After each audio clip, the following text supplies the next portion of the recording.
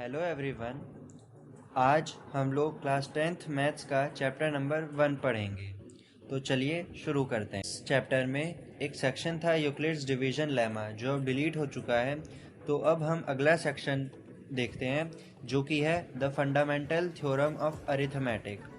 तो जैसा कि आप सभी लोग जानते ही होंगे कि बहुत सारे प्राइम नंबर्स होते हैं और बहुत सारे कंपोजिट नंबर्स होते हैं। तो एक कंपोजिट नंबर्स को हम प्रोडक्ट ऑफ प्राइम भी कह सकते हैं, क्योंकि आप रैंडमली कुछ प्राइम नंबर्स को अगर आपस में मल्टीप्लाई कर दोगे तो एक कंपोजिट नंबर आ जाता है।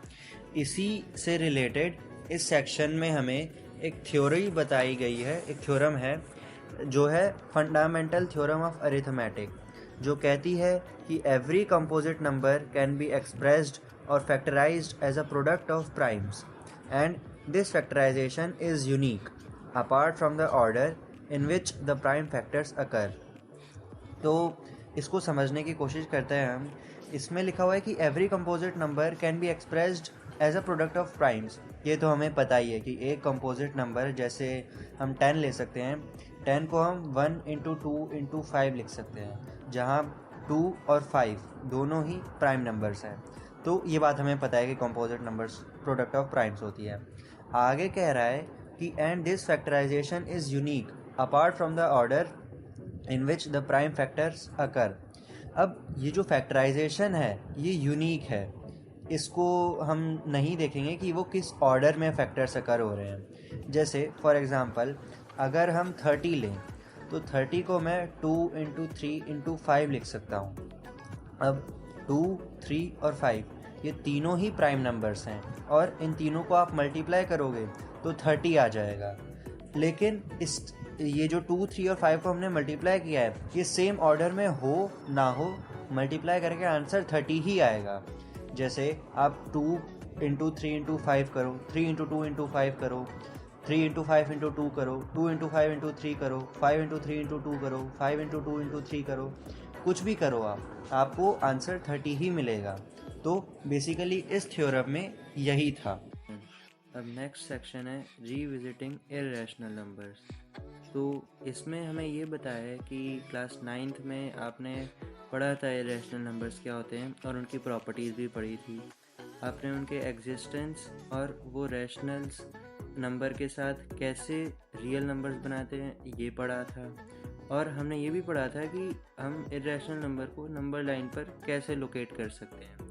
लेकिन हमने ये नहीं पढ़ा था कि हम उन्हें प्रूव कैसे कर सकते हैं कि वो इर्रेशनल है। हमने तो सिर्फ ये पढ़ा था कि वो इर्रेशनल नंबर होते हैं, उनकी प्रूविंग अब हम देखेंगे। तो जैसे √2 है, √3 है, √5 है, ये इर्रेशनल नंबर्स है।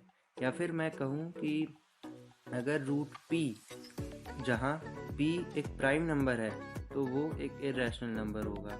अब इसे प्रूव करने के लिए हमारे पास एक थ्योरम है जो कि ये है कि let p be a prime number if p divides a square then p divides a where a is a positive integer. तो इस थ्योरम में हम क्या बताया है हमें कि p एक प्राइम नंबर है और वो अगर a स्क्वायर को डिवाइड कर देता है तो वो a को भी डिवाइड कर देगा। इसे हम एक एग्जांपल से समझ सकते हैं, p को 6 मानकर और a को 12 मानकर। तो a स्क्वायर मतलब 12 का स्क्वायर हो जाएगा 144। अब p यानी कि 6 a स्क्वायर को यानी कि 144 को डिवाइड कर सकता है 24 टाइम्स में।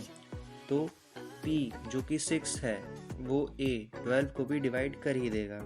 ये एक इजी सा एग्जांपल था जिसकी मदद से हम समझ सकते हैं कि p अगर a स्क्वायर को डिवाइड कर सकता है तो p a को भी डिवाइड कर ही देगा।